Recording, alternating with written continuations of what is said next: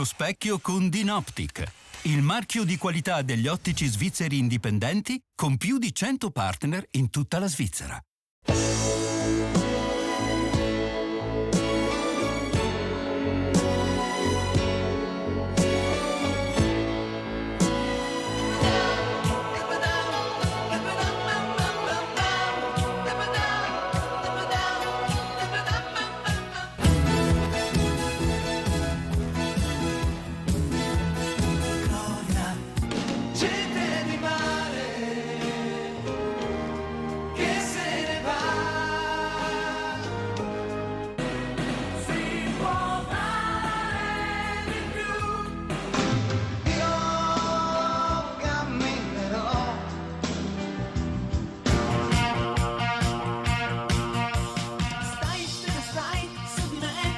Buonasera e benvenuti allo Specchio. Lo vedete, non siamo nei nostri studi e quando noi lasciamo i nostri studi è per incontrare grossi nomi. È un grosso nome sicuramente il nostro ospite di oggi, un cantautore italiano che ha fatto vibrare i cuori in tutto il mondo e ha venduto, scusate se poco, oltre 80 milioni di dischi.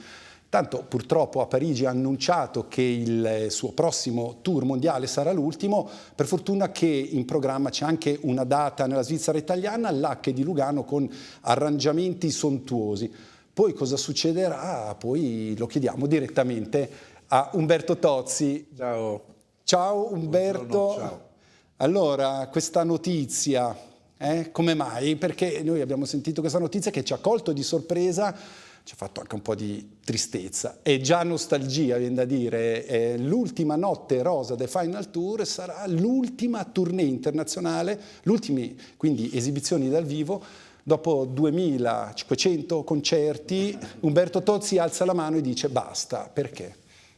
Ma perché io ho cominciato da molto giovane, intanto a fare musicista prima di cantare, quindi ho avuto la fortuna di fare, il privilegio di fare questo mestiere e già da musicista insomma giravo abbastanza perché suonavo con diversi gruppi, diversi artisti e come chitarrista. E poi da quando ho inciso il mio primo disco, era il lontano 76, io non feci tour subito, io feci il primo tour.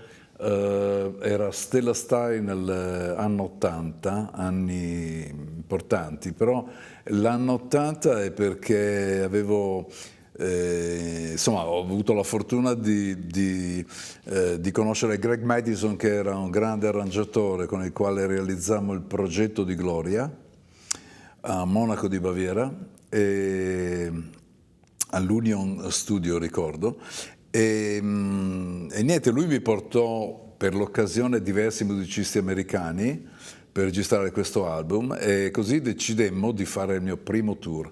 Quindi il mio primo tour nasce nel 1980 e da allora mi sono fermato quasi mai, ok, sì, qualche stop l'ho avuto, però voglio dire, tutto sommato ho quasi sempre lavorato e i miei tour non sono mai stati Milano, Bologna, Bologna-Firenze, Firenze-Roma, Roma-Bari, Bari-Sicilia e stop. I miei tour sono sempre stati dei tour inizialmente europei e poi fortunatamente insomma, quando Gloria fu l'esplosione di Gloria della versione di Laura Branigan, è incominciato anche Nord America, Sud America, Australia, Canada, eccetera, eccetera. E quindi sono in tour da una vita. E uno dice, a certo e la ragione è questa, e poi la ragione è anche perché, essendo un tour molto appunto su 3 continenti per il momento, poi strada facendo, l'annuncio a Parigi è stato per queste 30 iniziali date di calendario, ma si aggiungeranno sicuramente altri paesi e quindi immagino che porterà via 1 anno e mezzo, 2 ancora. Strada facendo, ci sono allora... di Baglioni che invece non può godere di una platea così internazionale come quella di Umberto Tozzi. Ma ogni tanto lei si dice, ma cavolo, io sono partito in un quartiere di Torino, figlio di una guardia notturna, di Vico del Gargano. Ecco, del Gargano, a pochi Vico chilometri del pischici, provincia di Foggia. Meraviglia, sì. Ecco, la mamma, origini campane, Quasi, esatto. quindi mi verrebbe da Quasi chiederle, napoletana. ma in quella famiglia che probabilmente doveva fare i conti con la concretezza della vita, quando lei ha iniziato ad esprimersi in quella cosa che è l'arte, come l'hanno presa? Come la prendevano? Mi piacerebbe che lei ci portasse proprio nella sua casa di Torino. dell'infanzia, sì, a Torino. Beh, guarda, io ti do del tu. Anche tu puoi darmi del tuo, assolutamente. Ma guarda, tutto sommato io ho avuto un'infanzia molto felice, un'adolescenza molto felice. Ho vissuto, come tutti i ragazzi di Torino, a quell'epoca molto in strada, perché la strada era la nostra casa. E io ho cominciato a suonare da ragazzino, proprio avevo 12-13 anni.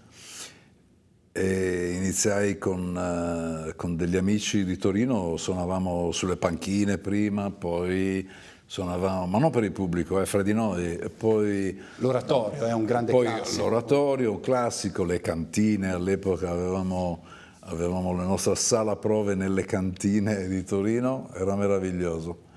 E poi in casa come presero la cosa?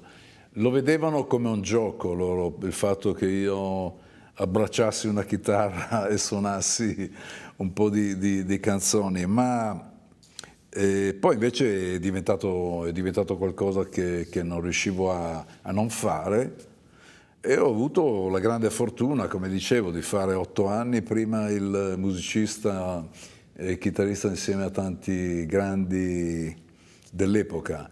Suonavo in studio di registrazione anche per alcuni dischi. Ero anche abbastanza bravo a suonare la chitarra quando ero ragazzo. Ragazzino, certo, col fratello Franco. Mio fratello nella Franco, band. sì. Ma com'è caduta quella scintilla artistica in quel contesto?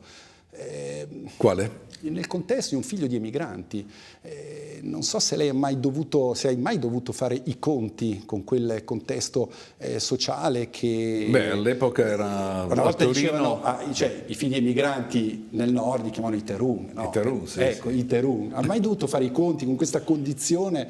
No, l'arte è stato no. un riscatto di quella condizione. No, onestamente io non avevo compagnie di amici, anche loro, voglio dire, non prettamente proprio tutti di famiglia piemontese, e quindi cioè, mi sono sempre trovato insieme a dei gruppi di ragazzi molto, molto bene. Non lo so, sai, poi ogni epoca ha le sue storie, per cui cioè, poi fortunatamente questo modo di dire è passato, e quindi c'è stato anche un grande rispetto per i famosi Terun.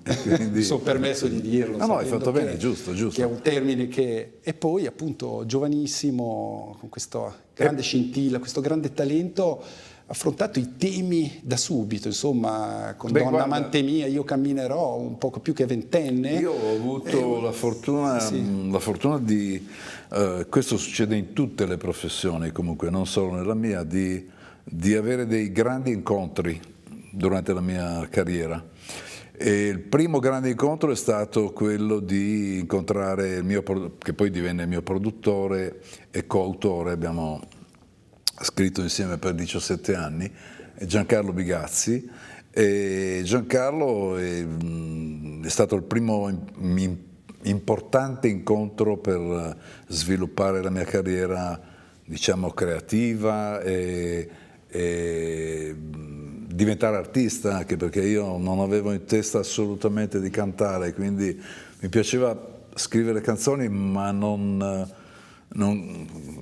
sentire la mia voce registrata. Sì, ma questo sorprende perché capace di timbri bassi, ma di anche una grande estensione. È evidente che il talento canoro c'era. Perché non era insicuro sulla sua voce? Eri insicuro sulla sua voce? Ma io, guarda, non ero insicuro perché io cantavo anche con i gruppi, facevo il corista, ho suonato anche, abbiamo fatto anni di night, quindi un repertorio molto lungo per arrivare alle 4 di notte.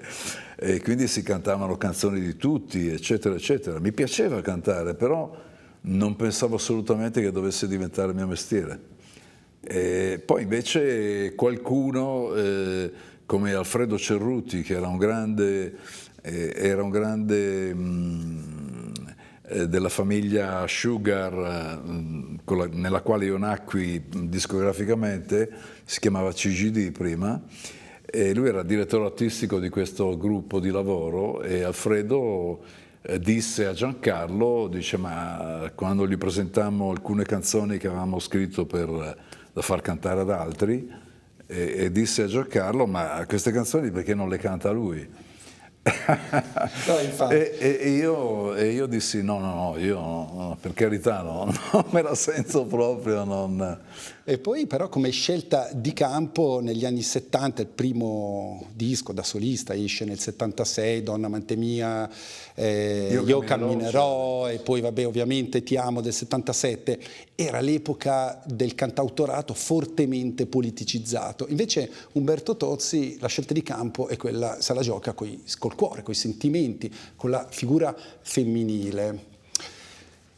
Com'è avvenuta quel percorso, quella scelta, quell'indirizzo tematico? Guccini cantava negli anni 70, erano politicizzati tutti. Ecco, già questo era in fondo uno smarcarsi dalla produzione più italiana. Io obiettivamente, sai, io nasco culturalmente, musicalmente parlando, nell'epoca in cui a 12 anni ascoltavo il primo pezzo che ho ascoltato dei Beatles, Love Me Do. Oh, love me do, you know I love you. E sicché niente, da quel momento in poi ho scoperto che quella era la musica che mi piaceva ascoltare e seguire. E ho avuto quella scuola lì, poi dai Beatles, lo sai, sono usciti i più grandi creativi del mondo, e hanno scritto le cose più belle della storia del rock, del pop, eccetera. Non lo so, ho avuto quella cultura musicale lì, per cui quando scrivevo le canzoni avevo dentro quell'anima lì, e forse è stata anche quella la fortuna di scrivere un certo tipo di canzoni che hanno una metrica abbastanza diversa dalle tradizionali canzoni italiane. Cioè, mi spiego meglio, perché in musica noi parliamo di metrica ma forse non si capisce. A parte il linguaggio, i testi d'amore che possono chiaramente venire da situazioni di vita tue o ascoltate da altri, eccetera, ma il concetto musicale che è diventato poi molto importante per me, che io ritengo peraltro sia anche uno dei vantaggi per il quale ho avuto il successo all'estero, perché la metrica delle canzoni italiane è molto più lunga, non è spezzettata come ti amo, cioè voglio dire, ha un tipo di musicalità totalmente diversa dalla metrica che all'epoca di grandissimi artisti italiani, ma che però era totalmente diversa. E questo ha fatto sì che, secondo me, quando ascoltarono Ti amo in Francia, perché nacque tutto a Parigi, il mio successo in Europa, Ti amo era una canzone totalmente diversa dalla cultura musicale italiana che erano abituati a sentire.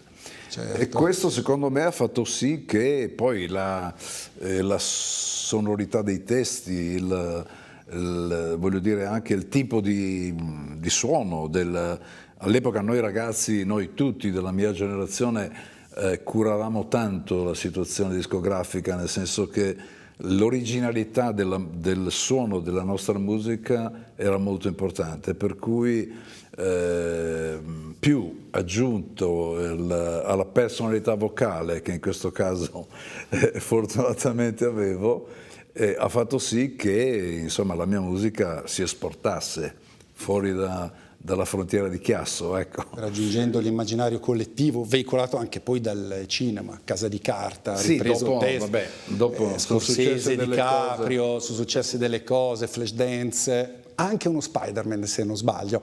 Sì. Dopo le canzoni, è vero, non erano canzoni politiche, però anche l'amore subisce, come dire, delle influenze politiche, c'è un modo di leggere gli amori, per esempio il verso io lavorerò, tu mi aspetterai, oppure la donna che stira e canta, oggi sembra poco esportabile, no? Perché oggi è politicamente quasi scorretto Sì. quel testo.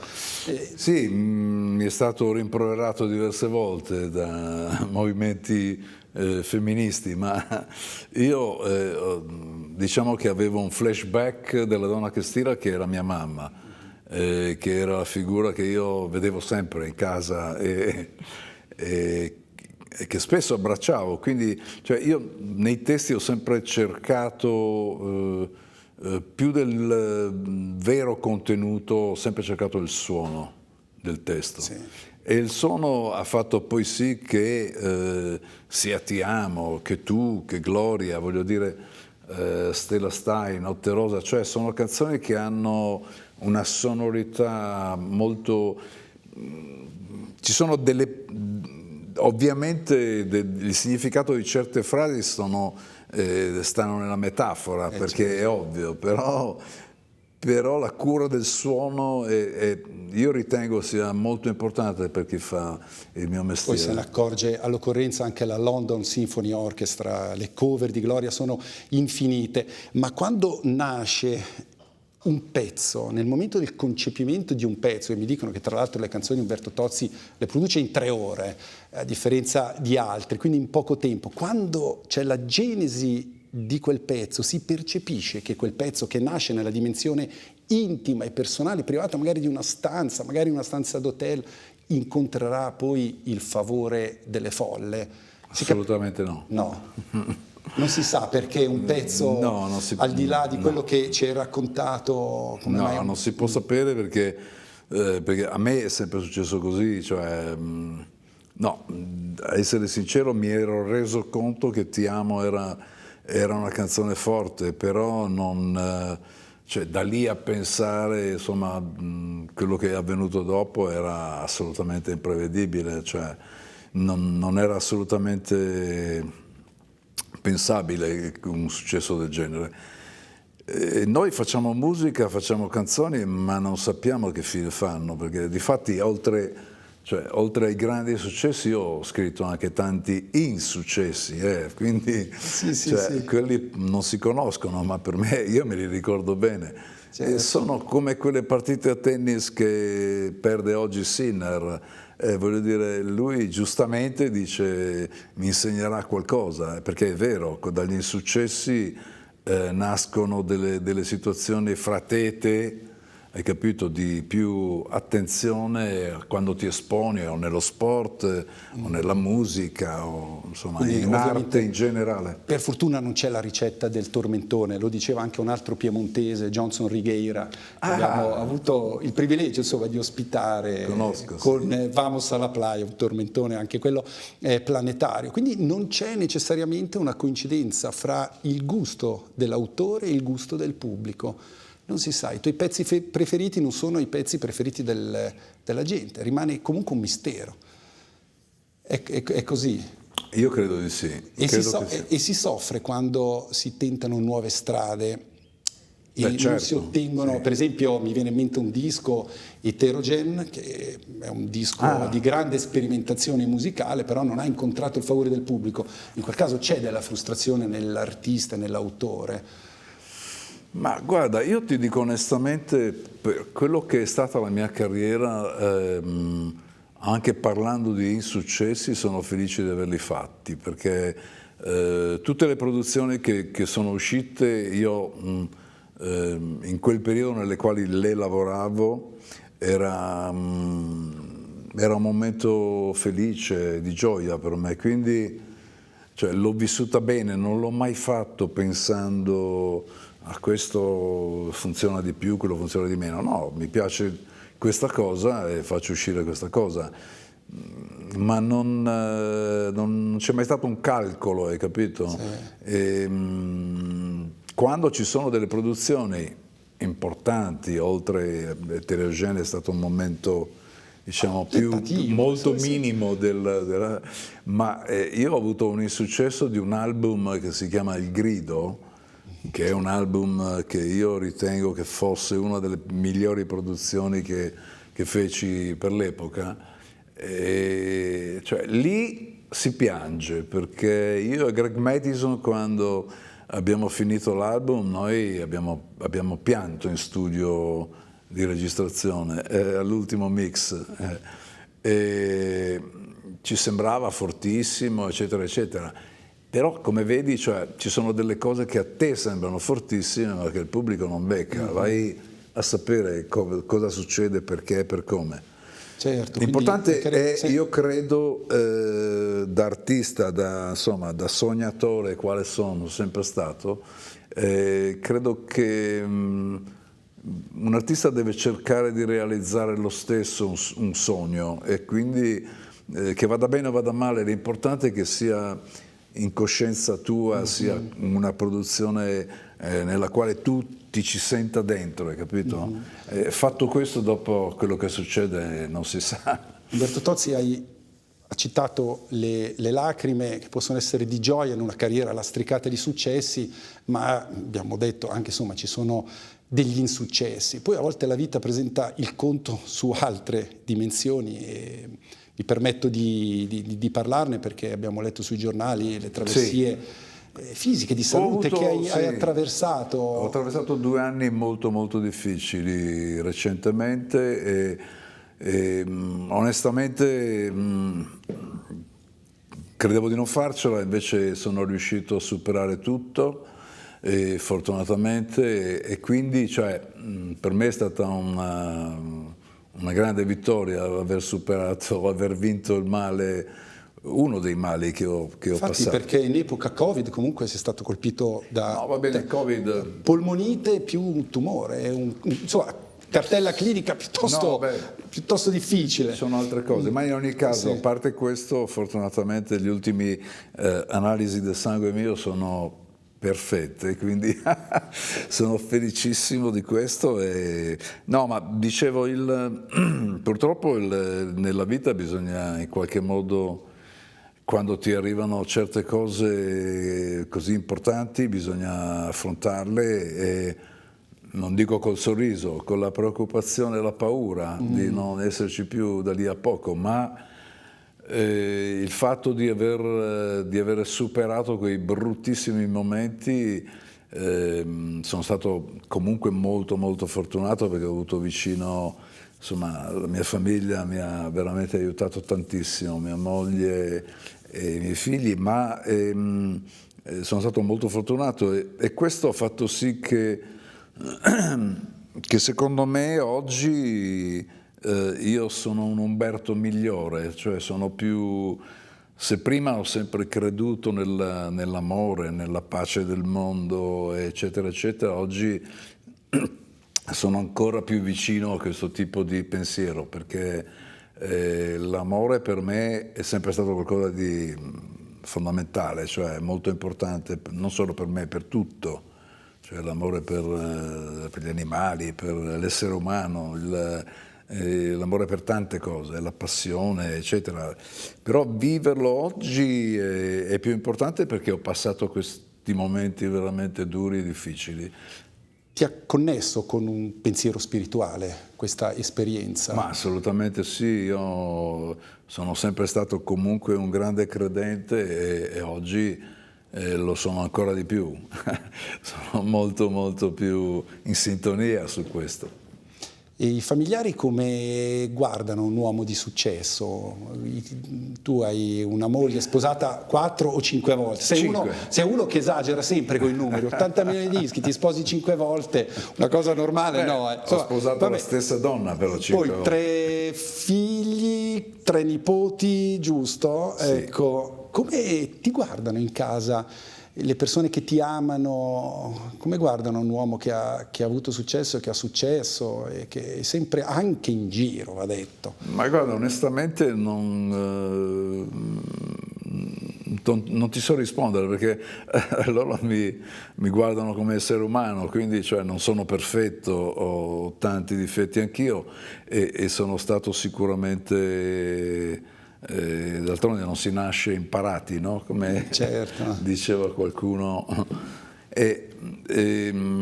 Penso che insomma mi vogliono molto bene, mi stimino, e forse loro sono più al corrente del fatto che io sono un personaggio famoso, che sono non so come definirmi, comunque un artista molto conosciuto nel mondo, perché io non ho mai dato peso a questa cosa, quindi non riesco a capire cosa loro pensino di me sotto questo aspetto, ma so che ogni tanto quando si parla, spesso mi succede, o con Gianluca o con Natasha, insomma mi dicono: ma guarda che cioè, tu sei importante, cioè, mi mettono coi piedi per terra, hai capito? Che io viaggio molto. È importante, poi vuol dire anche andare in tournée, vuol dire fare tanti chilometri. Ma per arrivare sul palco ci sono questi viaggi di mezzo, hai capito? Ci sono anche le stanze d'albergo. Che territorio è emotivamente una stanza d'albergo? Le stanze d'albergo sono un grande problema, perché obiettivamente non sono mai casa tua, per cui sì, ci sono degli alberghi, per carità di Dio, che hanno i requisiti anche migliori di casa tua, no? Non è questo il punto, non si parla di lusso o di altro, si parla di conforto, hai capito? Quindi personale di servizio dell'hotel, cioè, ci sono tanti ingredienti. Il cuscino che non va, si dice che il letto è il cuscino, è vero? Bravo, il cuscino che non va è un Ma perché non te lo porti appresso il cuscino? Il tuo cuscino? Oltre ai bagagli... vabbè, il cuscino. Un disastro, no? No, è un disastro. Sicuramente ci sono stati degli hotel anche in Svizzera, ne siamo contenti che il 25 gennaio ti esibirai con... insomma, una band sontuosa all'AC. Sì. Ovviamente l'invito è di non perdersi Umberto Tozzi, che pare sarà uno degli ultimi concerti. Volevo dire una cosa molto molto importante alla quale tengo, cioè oltre alla mia band ci saranno aggiunti appunto altri elementi per arrivare a 21, perché è stato sempre un sogno della mia vita quello di fare un tour con un'orchestra che abbia una sezione d'archi, una sezione di fiati. Perché? Perché ritengo che la mia musica sia comunque sinfonica, di quella madre lì, e quindi cioè con l'aggiunta di questi elementi più la mia band rock and roll, sicuramente il contrasto sarà fantastico e ne beneficerà sicuramente il repertorio che ho scritto. E poi perché in questo tour ci sarà comunque un'altra grande sorpresa che ho pensato di fare, anche se non sono ancora usciti gli inediti, l'album di inediti che sto finendo di registrare, manco dal mercato di inediti da 8-9 anni, così. È un album fantastico, ho messo il meglio che ho scritto in questo periodo e in questo tour live faremo sicuramente almeno 4 titoli di questo nuovo progetto. Ma io ti voglio sottoporre un tuo sconfinamento, una tua gita fuori porta. Eri un ragazzo, avevi 25 anni, vediamo se riconosci dove hai cantato Ti amo. Ti amo, solo ti Oddio. Io ti amo. Se viene testa vuol dire che basta, lasciamoci ti amo. Ricordo quel maglione. Io sono ti Incredibile. Eh sì. in fondo un uomo che non ha freddo nel cuore nel letto, comando io ma tremo davanti al tuo seno, ti odio e ti amo, è una farfalla che muore sbattendo le ali, l'amore che a letto si fa. Castelli di Bellinzona, hai riconosciuto il maglione? Sì. L'hai tenuto tanti anni quel maglione? No, però ricordo perché era particolare, ricordo proprio, era il 77, sì, era... Eri un ragazzo. Che effetto ti fa vederti ragazzo? A me non piace guardarmi, adesso ultimamente mi sopporto di più, però sono sempre stato molto schivo, si dice, sì, perché comunque così non mi piace guardarmi, non so perché, ho sempre avuto questa storia strana. Dai, però piace a tutti nel mondo guardarti. Grazie Umberto Tozzi per 30 Grazie a minuti voi, grazie a voi. del tuo tempo. Grazie a voi e ci rivediamo presto. Ci rivedremo presto. Bene. Grazie anche a voi per essere stati in nostra compagnia. Dopo aver passato mezz'ora con Umberto Tozzi, Lo Specchio tornerà la settimana prossima con un altro ospite, con un'altra storia da raccontare. Buona serata.